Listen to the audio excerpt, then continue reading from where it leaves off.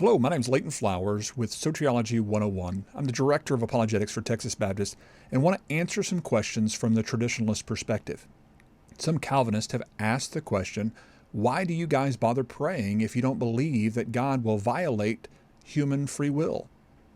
Well, actually, I want you to hear from two Calvinistic brothers, good brothers from Doctrine and Devotion. These two guys tell you a little bit more about why they are asking this question. I'll let you hear it from their own words. But he talks about that look at prayer. Like, even though we may say we are, for some people, that they are non-reformed, they don't believe in God's sovereign work in salvation. Right, so they believe in libertarian free will, where Yes. all options are open to me. I can do one thing or the other, and if I were to go back in time, I could have done something different. Right? Correct. True free will. Yes.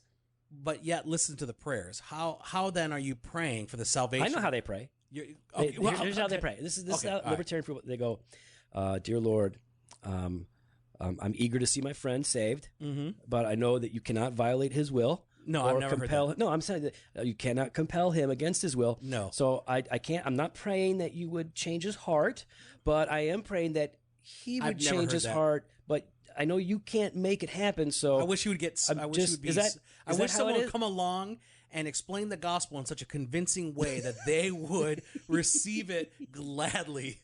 No, I've never heard anyone pray like that. how do they pray? Father, save my family. Right? Change their heart. Change convict their their heart. sin, convict them of their sin. Convict Right. them of their sins. And so in my head, it's sort of, I don't use this word loosely.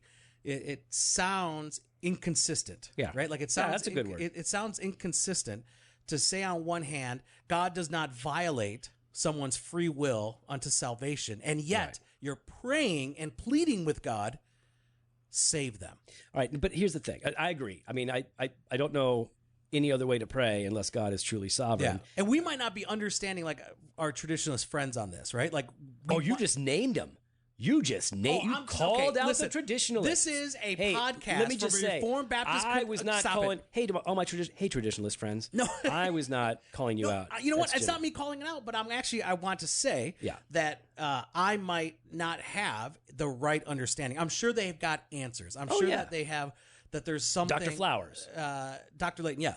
Yeah, I mean, I'm sure that there would be some sort of response to this, and I welcome that. I'd welcome that. I mean, we've had lots of great conversations with our traditionalist friends, and we've engaged online with Dr. Flowers and have enjoyed him immensely. Actually, we were talking about that just even a few weeks ago about Soteriology 101. Like, you and I were talking about how I appreciate the cordial nature of our interactions with him, and then actually. Last week, he had actually said something very kind to us after our first episode, which I thought, I took it, when I saw that tweet, I felt to myself, I was like, I really appreciated that coming from him. I remember, you sent me a screen grab of it, and I go, "Who's Leighton Flowers? Oh.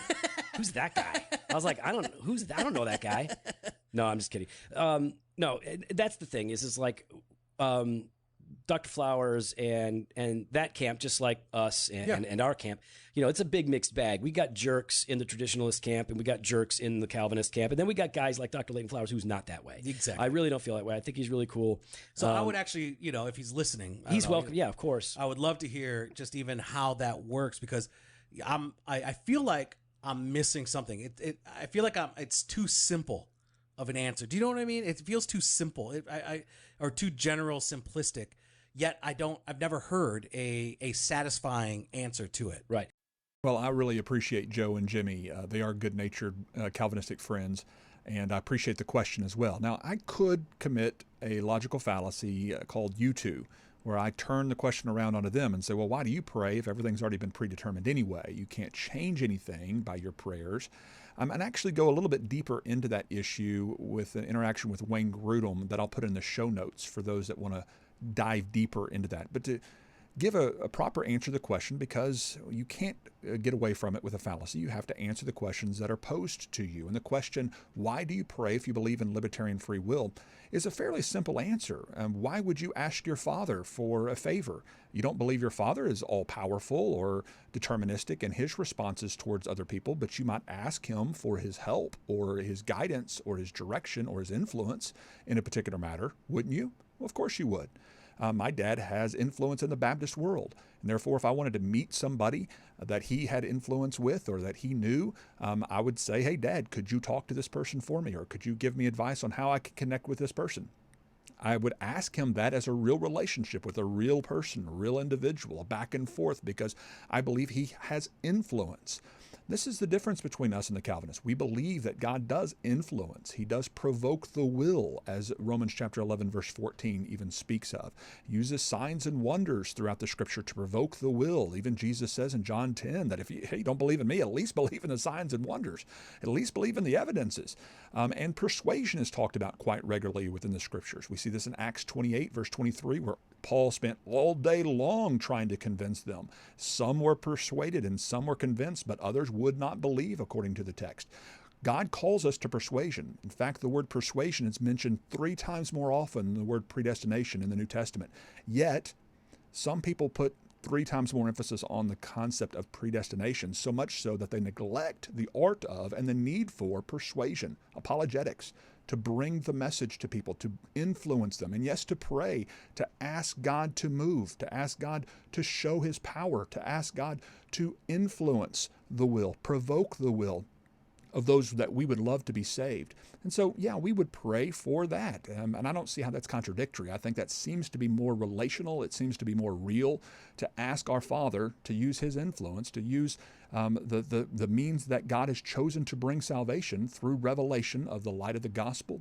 That we're the means that He's chosen to bring that light, to ask God to help us to know what to say, when to say it, to use circumstances and other things to influence this will, to provoke the will, so that they too will be saved. Hopefully that's been helpful. Thanks. See you next time. Bye-bye.